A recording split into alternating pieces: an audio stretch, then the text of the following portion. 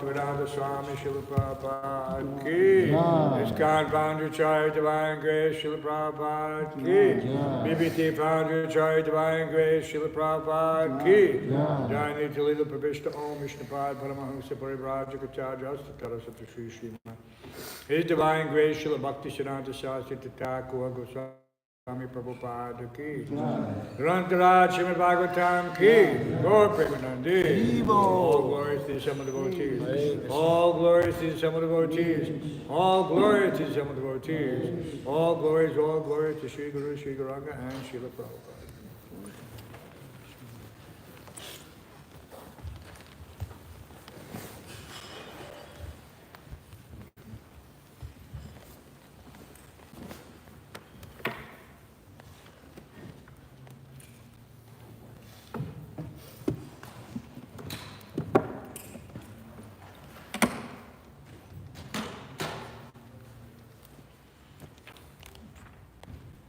Continued reading from Srila Prabhupada Lilamrita, Additional Pastimes. This chapter titled, Still, A Visit to Boston.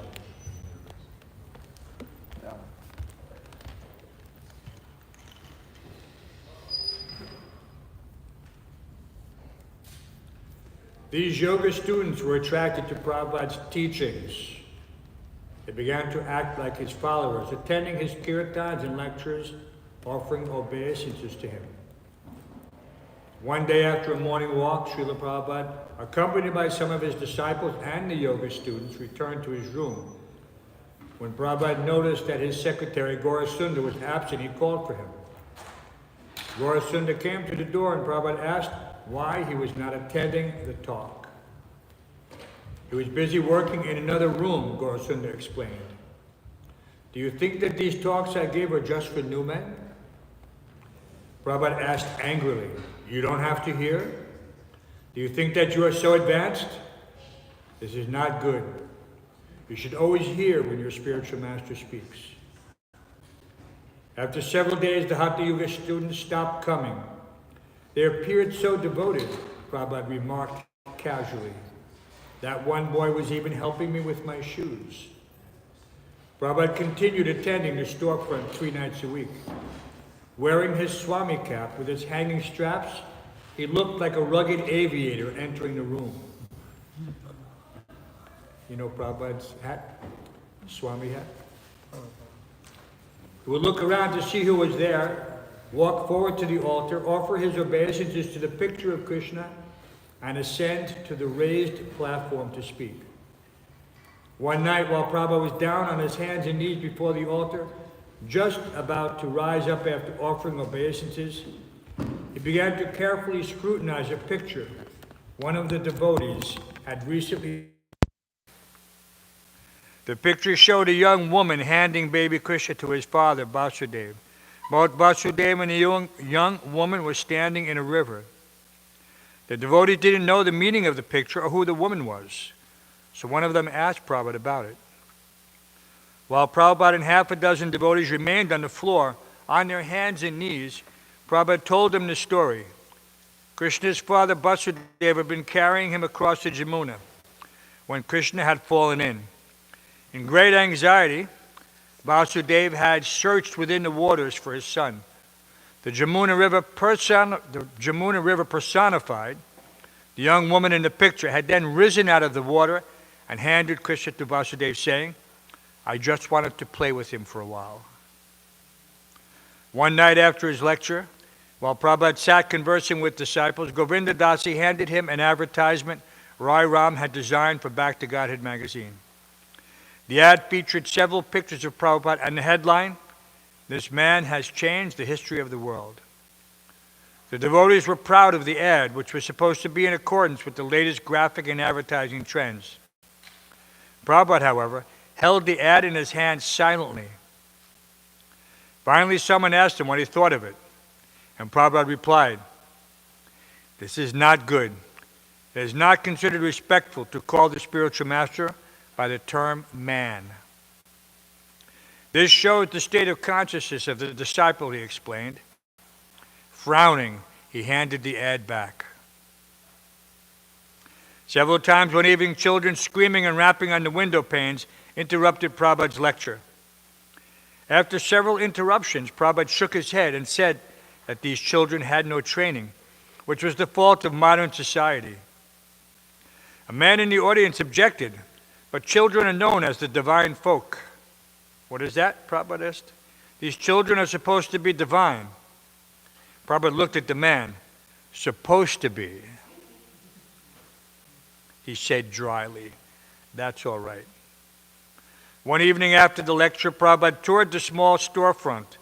One of the main features he noted was the abundance of paintings by Jadharani, and he looked at each one with pleasure. When he went downstairs to the basement and saw the devotees' austere living and bathing conditions, for which some people had criticized them, he was not disturbed. He inspected the oil burner and asked if it worked all right. There was little for Hamsarūpa to show him in the tiny building, so Prabhupada saw everything in only a few minutes. Yet because it was Krishna's center and there were Krishna's devotees, Prabhupada's brief tour made everything seem important and worthwhile. Srila Prabhupada ki.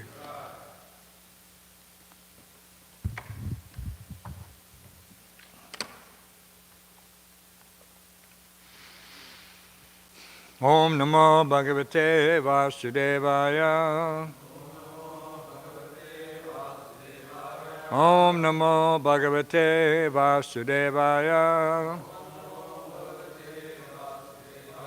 Om Namo Bhagavate Vasudevaya. Reading from Srimad Bhāgavatam, 4th canto, 7th chapter, text 18.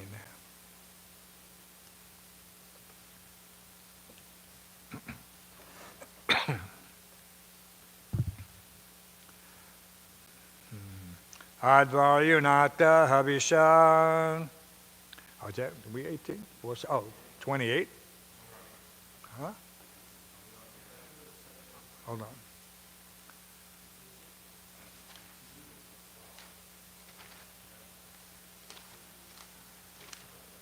No. Text 18, not 28.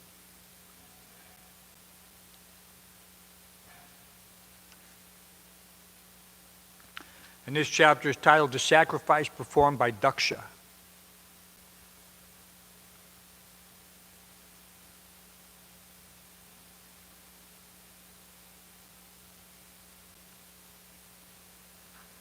Here we go. Advayunata Havishan. Advayunata Havishan. Yajamano Vishampate.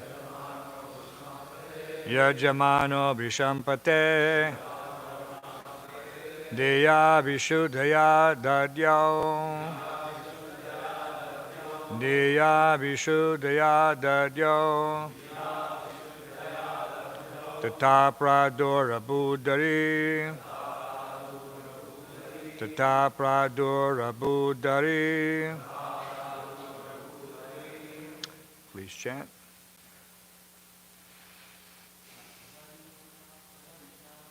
Advayunata Havisha. Yajamano Vishampate. Deya Vishuddhaya Dadyo. Tata Pradura Buddhari. Advayunata Havisha. Yajamano Vishampate. Deya Vishuddhaya Dadyo. Tata Pradura Buddhari. Advayunata Havisha. Yajamano Vishampate. Deya Vishuddhaya Dadyo. Tata Pradura Buddhari.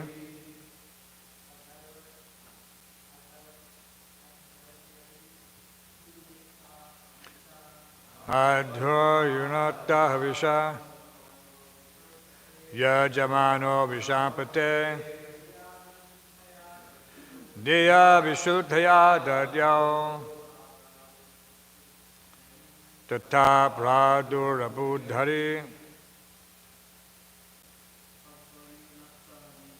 Advayunata Visha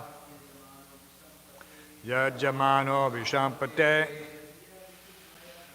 Diya Vishuddhaya Dadyo Tata Pradurabudhari. Ladies, Advayunata Havisha Yajamano Vishampate Diya Vishuddhaya Dadyao Tata Pradurabhadari. Anyone else? Ishwara Govinda Dev Ki Jai.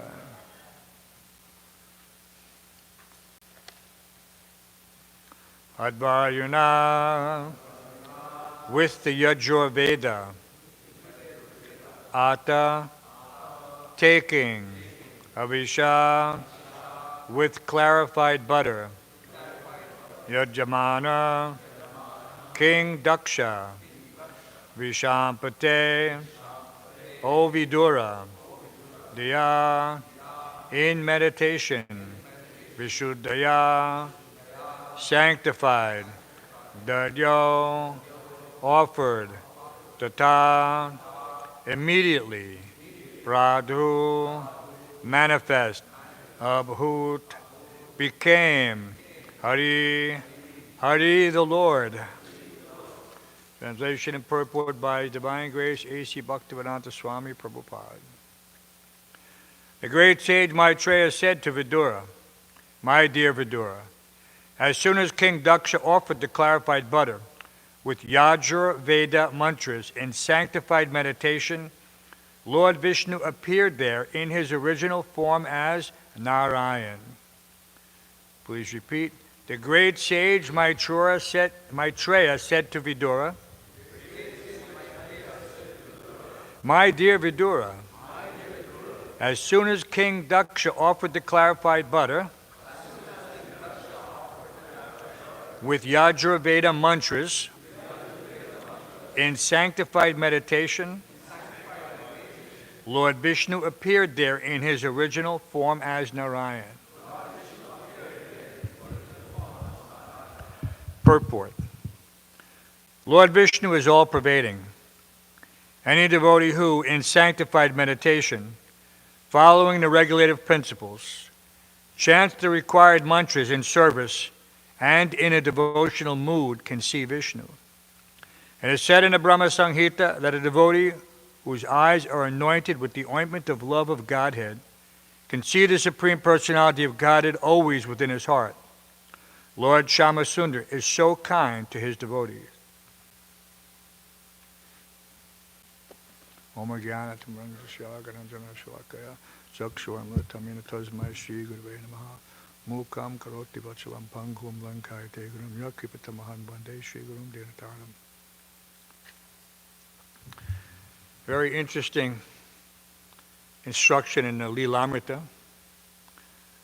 How Prabhupada objected to being advertised as a man. One should never refer to the spiritual master as a man. The door is somebody at the door. So of course the devotees were innocently preparing these things.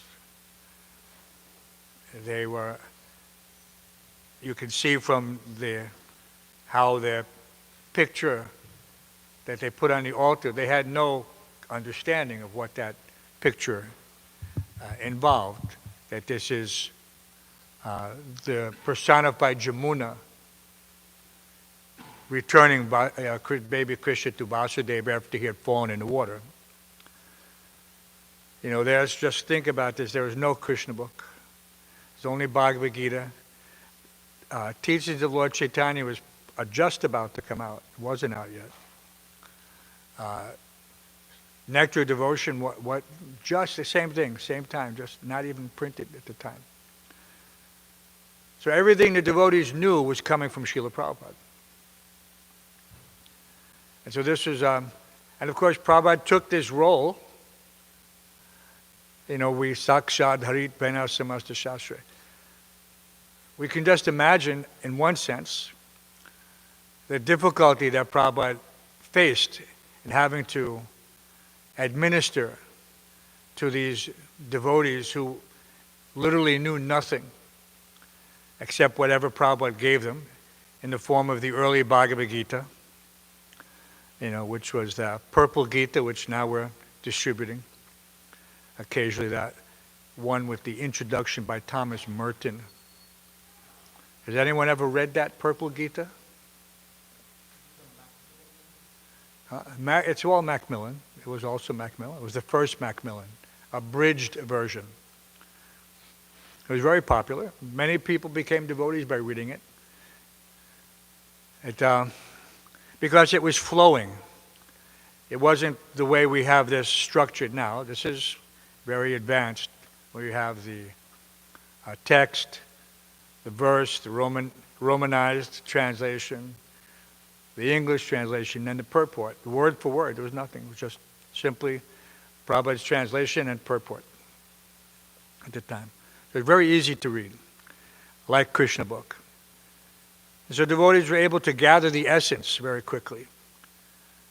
And that was the important thing, that they needed to come to a certain level in order to accept what was being presented to them in an authoritative way. And of course, Prabhupada was there to guide them. As someone may say, what's that famous verse? He reads in Dil who tells that Vaishnavas die when thou art living still and sound. A Vaishnava dies to live, and living spreads the holy name around. So this is such a incredible point that sometimes, like Prabhupada said, you to Gaurasunda, you're so advanced, you don't need to come and listen to your spiritual master. So we have this opportunity 24 hours a day if we want. It's just that we have now the facility that was not available to the devotees at that time. At that time, there wasn't even cassettes. People don't even know what a cassette is now. But in 1968, there were no cassettes, portable cassettes. You had what's called an 8-track or a 4-track, which was a big unit, which can only fit in either in a car or something like that. So there was no way to actually listen to Prabhupada except directly. And then after a year or so, these maybe 2 years, then they had these cassettes. And then they began the Golden Avatar tape ministry, which was, so that was amazing. And Prabhupada had all these tapes that were there. But nobody could set up a reel-to-reel and take it to his room and listen to them. And it wasn't something so easy to do. And nobody had access to them because they were all master copies. And Prabhupada kept them very carefully. Prabhupada's lifetime in preparation wasn't just simply what he did before he came to America. Everything he did after he came to America was to set the stage for this transcendental movement. So this is another thing that he was expecting at some point that the devotees would grasp, that this is not an ordinary secular movement. This is not just another religious institution.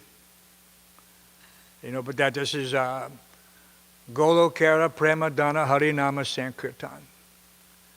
That this is directly coming down from the spiritual world. And Prabhupada even told us to the extent that the incarnation for Krishna at this time in Kali Yuga is the International Society for Krishna Consciousness. That ISKCON is actually non-different from Krishna. Of course, sometimes it's a little difficult for us to comprehend because we're too close. It's like if you're too close to something, you can't see it, even though it's right there. It's the same thing. The words are on the page, but if you go like this, you can't read it. So we're all involved in this transcendental movement, but sometimes you have to actually step back a little bit to see things clearly in the proper perspective. So in the Gita, in that 10th chapter, in that purport to verse 4 and 5, Prabhupada says, intelligence means to analyze things in their proper perspective. But where do you get this perspective? So this perspective is coming from the spiritual master, who is transcendental to everything that's happening in the material world. When we chant these prayers, that Samsara Davanali Loka, we're giving a hint that without this intervention, this samsara is unbroken. Samsara is just like everyone knows what the sign of infinity is, right? You're all studying in college, Mobius strip, right? Okay, no beginning, no end. So that's samsara, birth and death, eternally, for the living entity in the material world. Unless he comes in contact with a bona fide spiritual master, who can then interrupt that cycle. Om Jnana Tirandasya is not just a prayer that's chanted, it is the actual act of the spiritual master opening up one's eyes, which have been covered over since time immemorial with the torchlight of knowledge. You know, Aham Jnana Jam Tama, Krishna says, like the shining lamp within. So we have, if we're not getting this realization, if we're not really appreciating how the spiritual master has presented this transcendental philosophy, not just secular, material, speculative philosophy, but that which is coming down since time immemorial, and in such a way that we understand that this is the eternal knowledge that is since Lord Brahma's initiation. Right? In the material world, Prabhupada oftentimes said that the Vedas are like the instructions.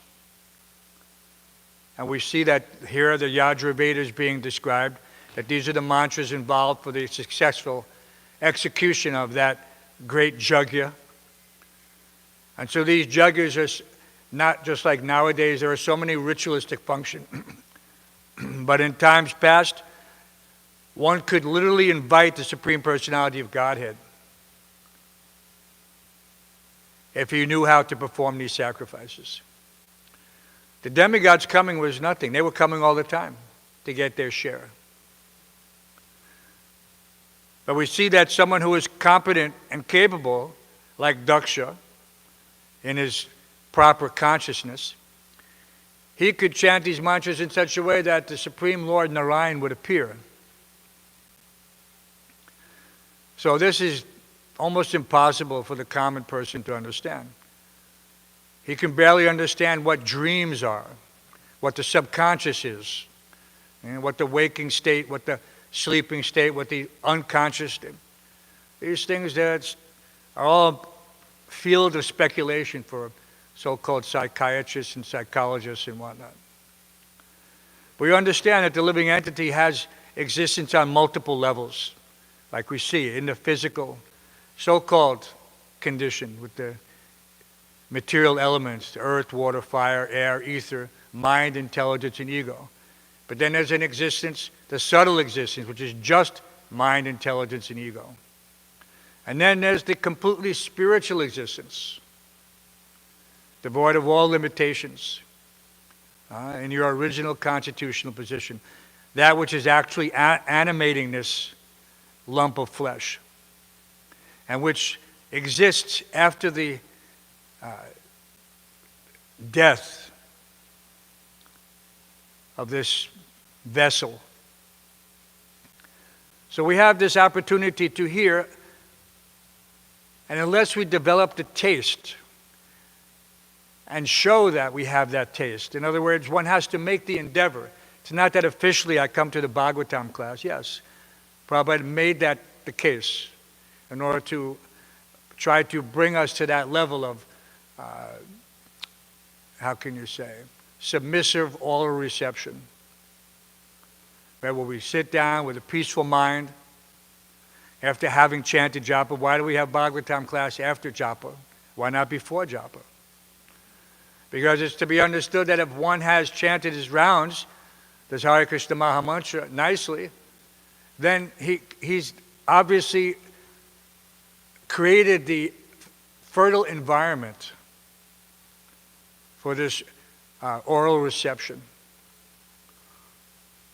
So we have everything Prabhupada has done has been done in a very systematic, measured way to give us the maximum potential to reach our goal in spiritual life.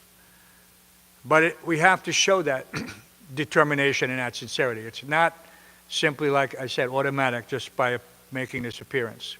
Yeah, this is important to come. But what does it say? Vyavasayamika buddhi ekeha karunan. One pointed attention.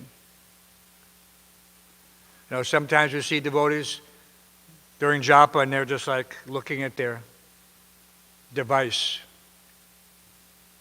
And sometimes you have to, managers have to look, some SOS comes, oh, nobody's cooking in the kitchen, okay. But you don't keep chanting while you're doing this and scrolling and responding with that. It's an unfortunate interruption, but you handle it, and you go back to chanting your japa. Not that like this, and like this, and like this, and just continue, hand in the bead bag. Meditation, this meditation is exclusive. When you're chanting japa, you're chanting japa. You know, and other things, when you're engaged in your service, you have to be maybe very careful. Person who's working with tools can't be spaced out. Otherwise, you lose a finger, or two, or three. We've seen in the old days, you know, devotees get a little spaced out and zoom. There go those fingers.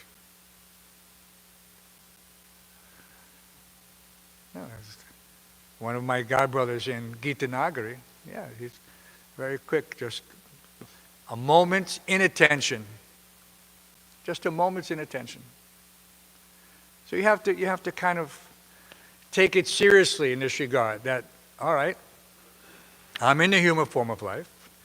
By great fortune, I've come to the International Society for Krishna Consciousness, which is a transcendental institution. It didn't start, it wasn't that Srila Prabhupada invented this in 1966. This is coming down to Brahma, Madhva, Gaudiya, Sampradaya since the time of Lord Brahma. So are we understanding this correctly? In the proper, what does it say? In that verse? Intelligence means to analyze things in their proper perspective. So we have to have that perspective. We have to keep that perspective. That perspective is like your tool, like for measuring things. It should always be available for you anytime you need to take something into consideration. How do you apply it? You apply it by utilizing what we've learned so that we can understand things in their proper perspective. Not that someone comes and says, no, you're all wrong. You're supposed to be only chanting the Vedas. And not all the Vedas, just the original Veda. Because there's 4 now, but originally there's only 1. You know? Otherwise you're not doing it properly. So many inconsistencies are there without the help of a bona fide spiritual master to tell you that, no, this is the Jamuna personified. Otherwise, it just appears to be a woman in the river. You don't know what's going on. But Prabhupada could immediately, he understands everything. Not only understands, he literally sees that pastime. And we can only imagine, you know, this based on our limited exposure to the, even in Krishna book. And Krishna book is why Prabhupada took so much effort to translate Krishna book. Because it encapsulates all the knowledge. The Summum Bonum, the 10th canto, is all knowledge. That's why it's called Summum Bonum. It's the absolute truth in full. And here you had all these young devotees reading Krishna book, and they were getting the essence. And they were becoming dedicated and determined. They weren't reading the undistilled volumes of commentaries on the Vedas. There wasn't even, you had first canto, 3 parts. But yet they were as determined or more determined than many of us today. How is that? Because whatever little they had, they took it very seriously. And they put it into practice. And they understood that Srila Prabhupada is the messenger of the absolute truth. A very important consideration. That one should never, just like here, that what Prabhupada said, they should never consider the spiritual master a man. Like an ordinary person who took birth according to, the dictation of the material modes of nature based on karma phala, on some past karmic activity. No. So one has to completely eliminate that. And if there's any tinge of that, to that extent, then one's realization does not solidify. Because that doubt is destructive. It's not just a nagging thumb that needs, no, it's actually destructive. It destroys. It says that this, what is the mad elephant offense? Why isn't the mad elephant offense committing some problem, making the deity uncomfortable? You would think that under our, system, the greatest offense one could commit would be to the deity. But no. The greatest offense one could commit is to the spiritual master or to other Vaishnavas.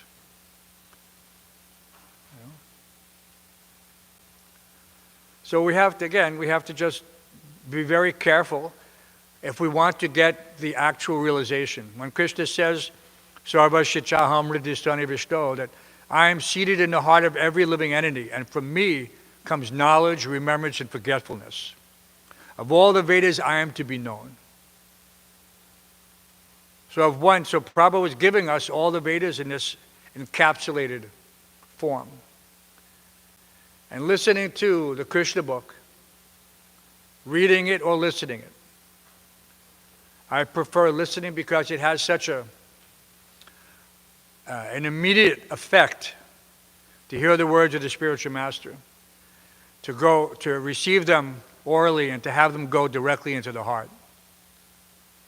It's like, someone wants to take some drug and inject it into his veins in order to get some effect. So this is how direct it is. Right? And that's why people give, in the hospital, they give you an intravenous injection. Why? Because it goes directly to the heart. Doesn't have to pass through the endocrine system. Goes directly to the heart. Sometimes when we're reading, it has to go through all these layers of dust that haven't been properly cleansed. But the spiritual master's voice is always 100% potent. And it's the same reason we're chanting japa on a personal level. It's not that I can listen to Prabhupada chanting japa, and that certainly has an effect. But because it's not what he gave us, what he indicated, so we make that distinction. But hearing the Krishna book, hearing Prabhupada speak, listening to his lectures, is a direct injection into the heart. So one can get some maximum benefit. So we encourage everyone to always read, and read together, because that reading together is also a very powerful, because it is not just reading there, it's also sadhu sangha. Sadhu sangha, sarva sastrakoy. Lava macha sadhu sangha, sarva siddhi hoy. And in that association, Maya is reduced to an insignificant concept. No Maya can penetrate. It's like building a wall. When there's strong sadhu sangha, then there's no Maya. So individually one can be affected by Maya, very easily, actually. We see it all the time. Very easily. Now, more so than before. Because now everyone's carrying Maya in their pocket. Before, if you wanted to go to Maya, you had to go to 42nd Street. Go to the, probably used to call them the topless, bottomless. You know, you had to actually make an effort. Right? But now everyone's carrying this topless, bottomless in his pocket. So very, very difficult. But the easy thing is, as always, simple for the simple at heart, difficult for the crooked. So one becomes simple at heart by removing these anarthas. You know, so these are the description and the definition of devotional service is sarva pari vinirmuktam tat paratvena nirmalam. Sarva upari. One has to become free from all these upadis, these designations. I am man, I am woman, I am this, I am that. Because once one is free of those designations, then those Mayic influences, which are part and parcel of those designations, also become weakened. If I'm no longer considering myself the so-called enjoyer, then what is left for me to enjoy except the essence? Krishna says the reservoir of pleasure. Then all my pleasure is, I only seek pleasure in these areas. You know, the hearing and chanting. I no longer become involved or thing like, I remember in Vrindavan,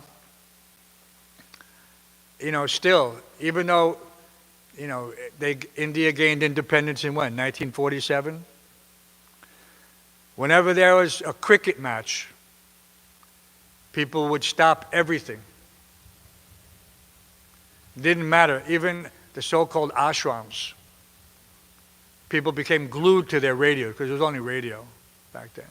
I remember when the first television set was introduced into Vrindavan.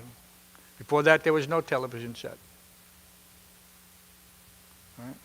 And all of a sudden, people started getting this television. What? Maya entered, tried to come in. And immediately, some people became attracted. It was very, so you see it firsthand. Before Maya and after Maya. BM and AM. That was Vrindavan. Before Maya and after Maya. And this is very, well, I mean, it's educational, to say the least. One has some direct experience in seeing this transition. You know, and so we also, if one is, you know, serious and sincere, he can contemplate everything, like I said, in the proper perspective. You know, here was, and this point where Daksha now has regained consciousness, where was his consciousness before? It was covered over by Maya. And this particular Maya, Kama Esha, Krodha Esha, Raja Guna Samudbhava.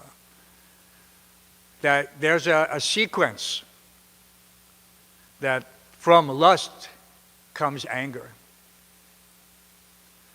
And Prabhupada told us, very surprisingly, neophyte devotees, what do we know? He said, worse for a Brahmin to fall down to anger than to fall down to sex life. Because when one falls down to anger, his intelligence is destroyed. And then then the door is open for all other aspects of Maya.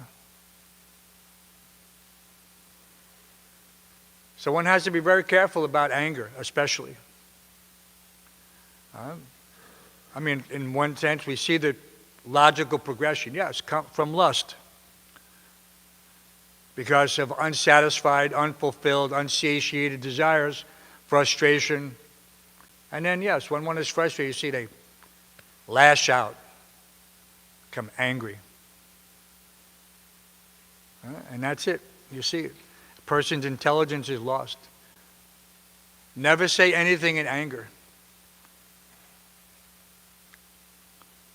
You know, very difficult. But that In the material world, you see people are almost operating on this platform 24/7. You see so many angry people. That's this phenomena of social media. There's a class of, living entities that are always angry. It's just like, whatever you want to call it. So we have to take advice or take information so that we don't become like this. We have to learn from their bad example.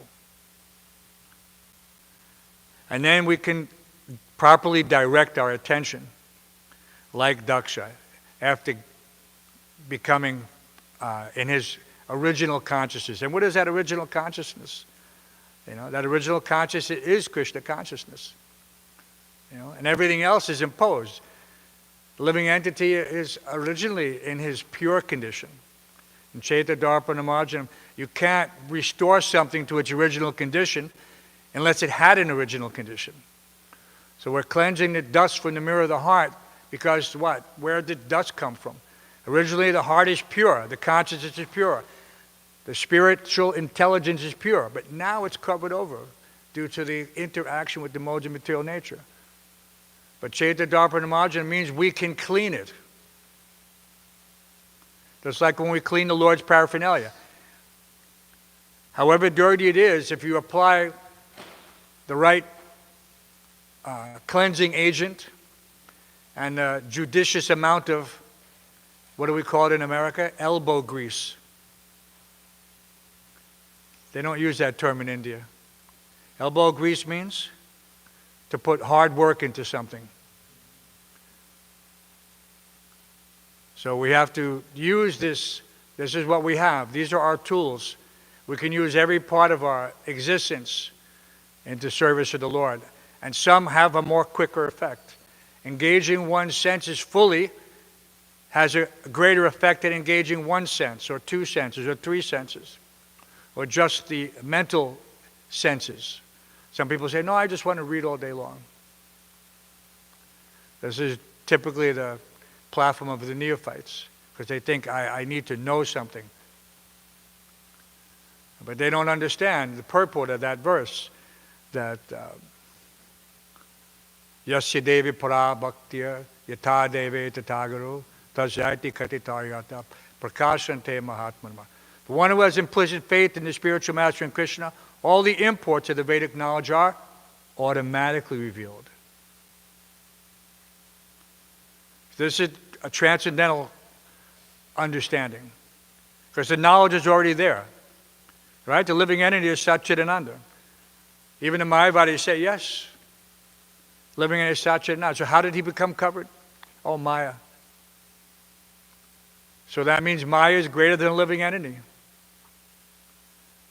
She overwhelms him, but she's not actually greater. Her real position as a maidservant of Krishna, and the pure soul in his original constitutional position sees Maya as in her original constitutional position as a servant of Krishna.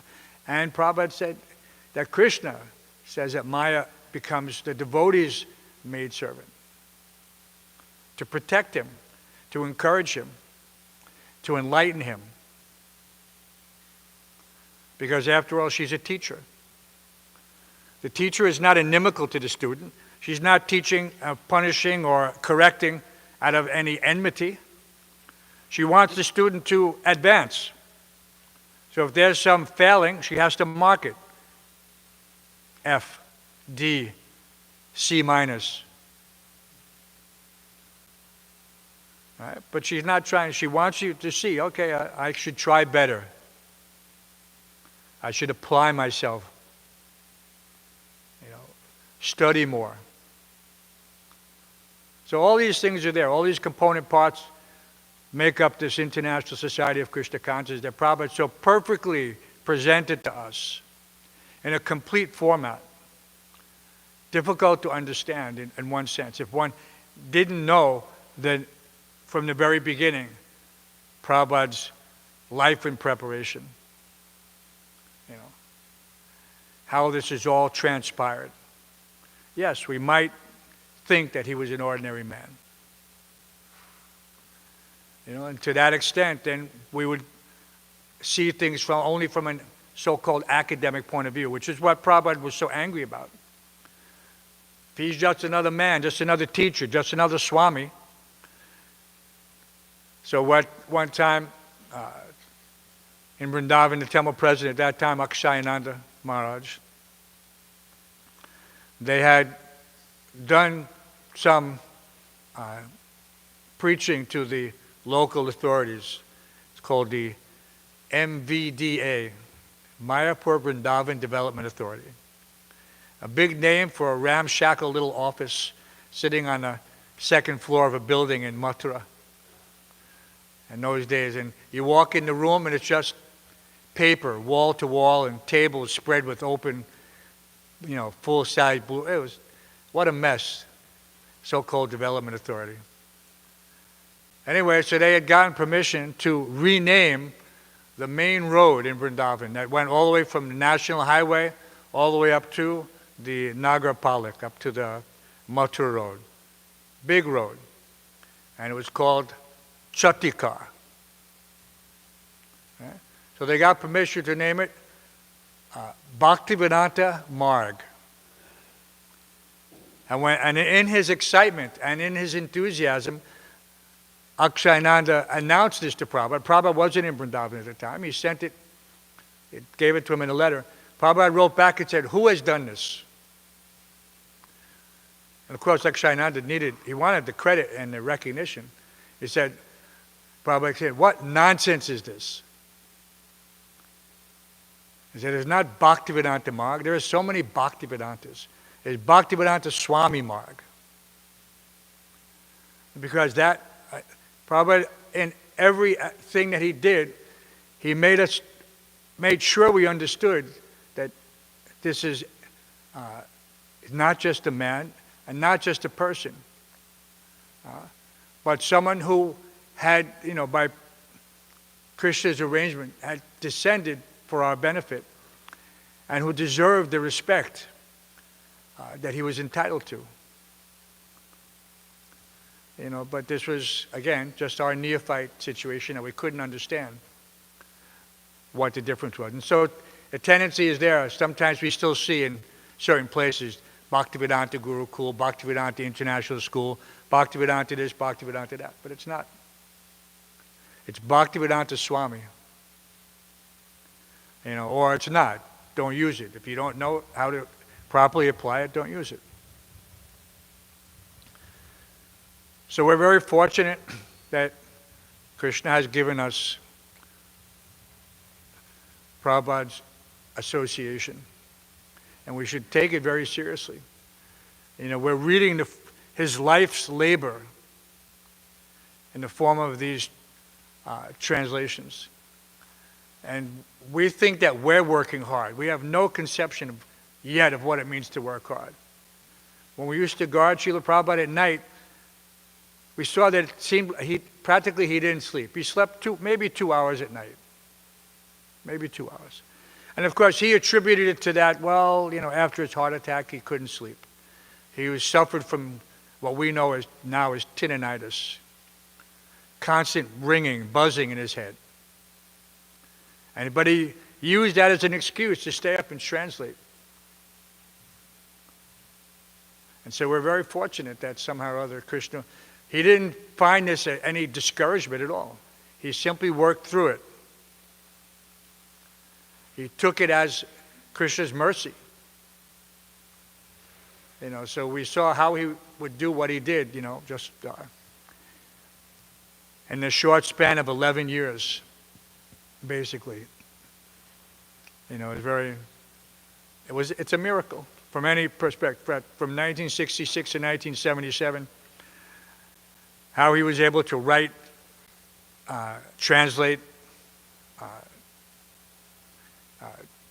give his Bhaktivedanta purports. And it's just for the benefit of, the entire world, but specifically for members of the International Society for Krishna Consciousness, that they need to first try to understand. Anybody can understand. But the key is that one has to be, if he's serious, he has to be executing devotional service. Because service is the key. That's how you show Krishna. It's like people say, you have to walk the walk, not just talk the talk. Walk the walk means you have to apply. So if the key to understanding Krishna is Sarva Parivinir Muktam, or Tak Pumbir Dviya, so many things.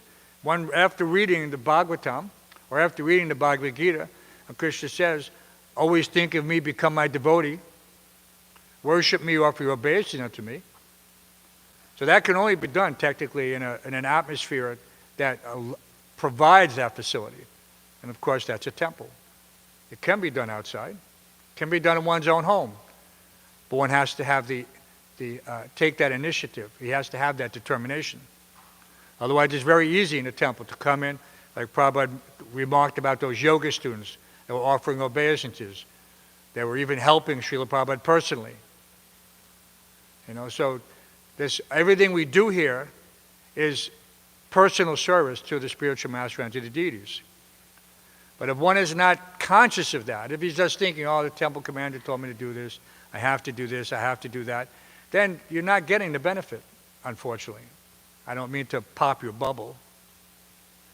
If you're simply acting because someone told you to do this, then a very unfortunate situation. You should be begging the temple authorities for service 24 hours a day. Not just because the temple president thinks that this is a good way to exploit the inmates of a temple. No, I could go back to Vrindavan and live very peacefully and very happily. But Prabhupada has given us service. One doesn't abandon service without any direct instruction from the spiritual master. And those instructions come, just like they came to initiate the service, they also come to terminate the service. And unless one has been in that situation, then he won't recognize it. Krishna is very kind. He can start you, and he can finish you. It all depends on your attitude. You want to serve Krishna, Krishna will put you in a position where you can serve him to your complete potential.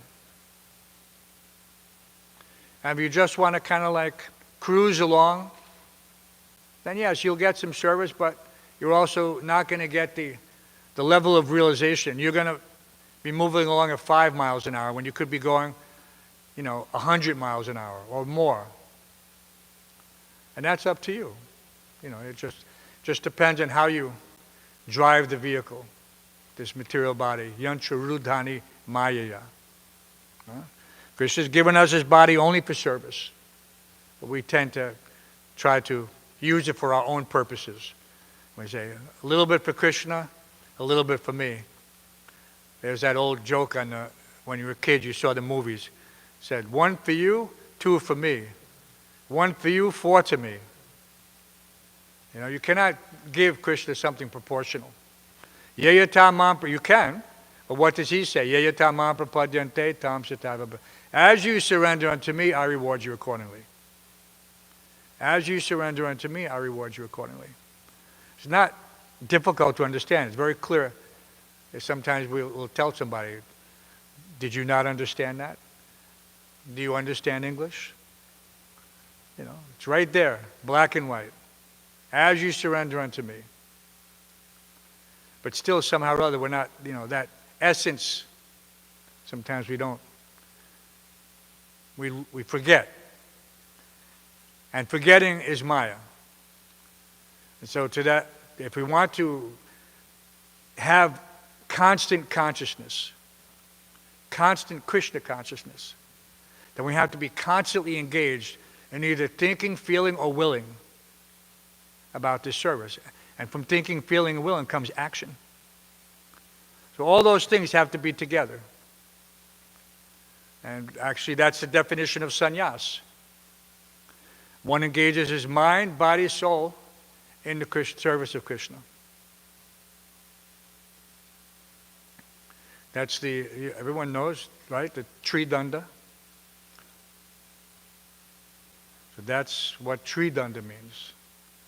There's mind, body, soul, everything engaged in Krishna. That little hook at the top, that's the jiva. So there's so much to do. Just like today. Today is a day that you can be fully engaged, but some people are still thinking, no, I need to do this, I need to do that, I need to read for 6 hours. No. Actually, that thinking is Maya.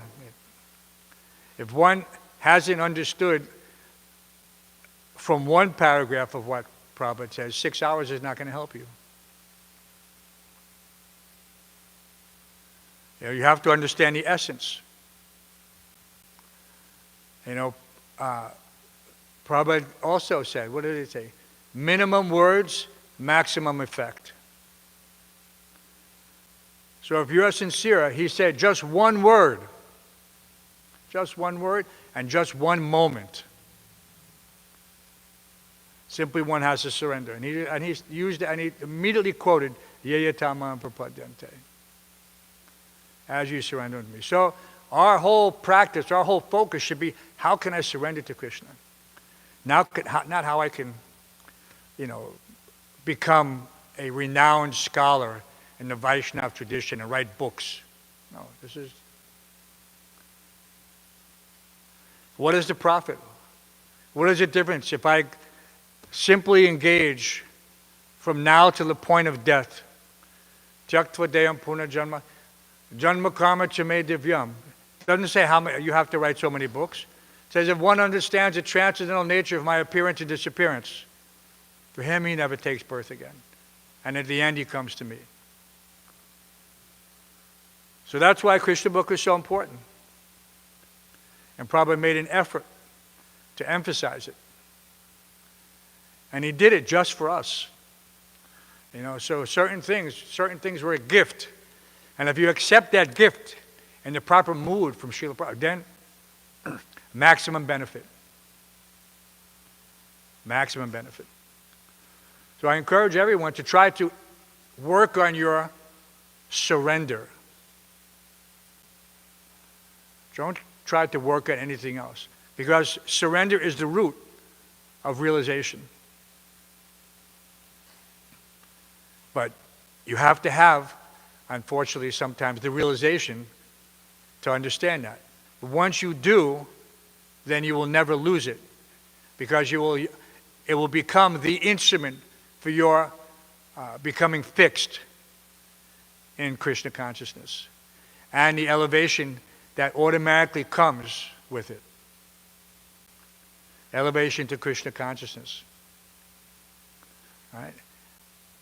So we have this nice, wonderful day that Prabhupada arranged for us, the Sunday Love Feast, where hundreds of people will come through the doors. That means hundreds of potential people to receive some aspect of Krishna consciousness, the kirtan, the pravachan, the lecture, the books, the prasadam, the association. This is a complete package. And Prabhupada masterfully put it together. And there's so many facsimiles. People have tried in many ways to duplicate this. But none of them will have the transcendental result.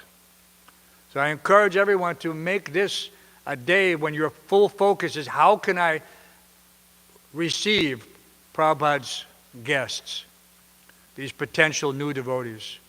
How can I make everything nice so that they get the first impression of a lifetime? What do they say in the material world? You don't get a second chance to make a first impression. So when they come through that front door, it should be spotless. People used to tell us all the time, just regular, what we call normies. In the old days, we used to call them karmis.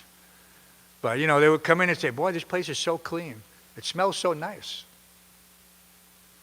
Because what? And what do they associate with? Cleanliness is next to godliness. So everything should be spotless. You should be able to eat off the floor, which we did in those days. We ate off the floor. Put a plate on the floor and you eat. Just like in India. So try to take it a little seriously. Try to make this the day that is special. That everything is going to be perfect. And I'm going to just work as much as possible. Whatever needs to be done. Look for things which haven't been done. Oh, it looks like somebody forgot that spot, space, toilet, whatever it is. Put your eyes in the eyes of Srila Prabhupada, like Prabhupada looking in the building, in the basement of the Boston Temple, and seeing the conditions. Prabhupada did that on Henry Street. He did it on the 55th Street. 55th Street was a huge building. And yet Prabhupada went to all the areas, every single floor. And he asked very, clear question, what is this floor? What is this? What is this? He went to the kitchen. And he asked, one of my guard brothers was cooking ghee, standing over the wok and watching it. Big ghee. And Prabhupada said, oh, what are you doing? The devotee said, oh, Prabhupada, I'm making ghee. Because there are different ways to make ghee. He was making it in a wok. You have to stand there and watch it so it doesn't burn. So anyway, so this is the thing. Prabhupada went into the bathrooms to inspect them. It's not that he thought, okay, this is insignificant. No, it's Krishna's temple. So he wanted to see, what do the guests see? And so he inspected it. And it was our great, how can you say, gift that we were able to follow in Prabhupada's footsteps and to pay our obeisances at the dust of his lotus feet, wherever he was. And that dust is the same. It doesn't matter if it was in Henry Street or 55th Street or wherever it is. That dust was special. So I encourage everyone, if you want to get that sensation, that attachment, that feeling, that love, then you have to put out your maximum effort. You can't impress someone you're trying to, what's that term they use? Woo. I don't know where that term comes from. Is it Old English? You're trying to woo some girl or some man. Right? Yeah. So it can't be half-hearted. It has to be fully focused. You want to win somebody's heart. And on that note, we'll take questions very briefly, because we want to take prasadam to our maximum amount as well, right? Eat to our fullest extent, but no sleeping. Okay? Only service. That should be our motto. Service, not sleeping. The shelter used to have a T-shirt that they distribute on their tours. In the back of the T-shirt, on the one side in Sanskrit, Om Namo Bhagavate Vasudevaya, shelter one. On the back it said, self-realization, not sense gratification. So that's our motto. It's Prabhupada's motto. Self-realization, not sense gratification. So, any questions? Any comments? Any corrections? About the mic, is everything okay?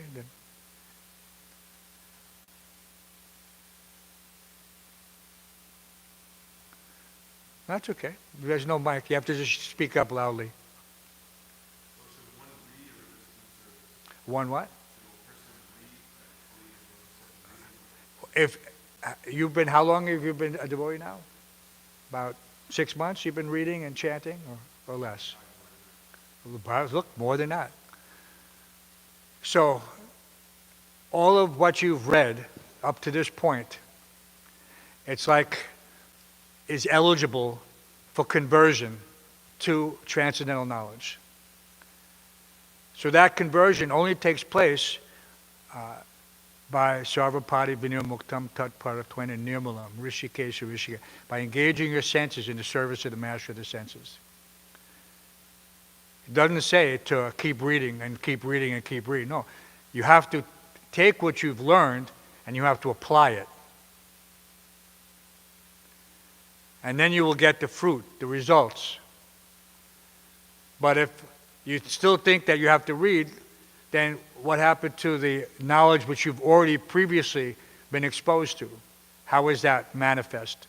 How is that manifest in your conviction and your ability to perform your service free from doubt and delusion? Because, I mean, that's the main thing, is you have to become free from doubt and delusion. Otherwise, you fall back down again. One wants to achieve a steady platform that's called Sthayi Bhav, which is an elevated platform, but devotees get that very quickly. They become steady. We use that term, yes, he's steady. What does that mean, he's steady? He stands up straight? No, it means he's steady. It means he doesn't waver. He knows what he has to do and he does it. Doesn't need somebody, hovering over him and telling him. No. He sees, okay, I've heard from the spiritual master that the temple, what do we do? Sakshat, Harit, so many things. Shri Vigrahara Dana Nityanana. Sringara Tal Mandira Marjanado. It really does encapsulate. It doesn't say that, hey, you need to go after Mangalarti and read. It says, no, you need to clean the temple. You need to understand how these things are non-different. And when you understand these things are non-different, that's the platform of realization. So one has to come to the platform of realization so that everything he does has a positive effect. If you've read one word and you've engaged sincerely, that one word expands to unlimited knowledge. Whereas one could read volumes of books and not get anything, because he hasn't surrendered. He hasn't Yasya Devi Parabha. He hasn't developed that implicit faith in the spiritual master in Krishna. Right? He still doesn't see that with the super soul in every living entity. Anyway, so we want to take prasadam. Dr. Ryan's hungry. Hungry for knowledge, right? Dr. Ryan, you're hungry for knowledge?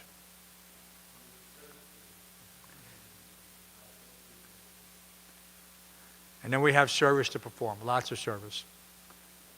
Okay, so I'm sorry that I've delayed your honoring prasadam. I take shelter at your lotus feet, all the devotees, because by the shelter of the devotees, everything is possible. Everything is possible. Vanchakalpa tarubhyascha, kripa sindhubhyeva cha, patitanam pavinebhyo, Vaishnavebhyo namo naha. Ananta koti Vaishnava brindaki. Srila Prabhupada ki. Srimad Bhāgavatam ki. Grantaraj Srimad Bhāgavatam ki. Gaur Premanandi. Ananta koti Vaishnava brindaki. That's what we have to say.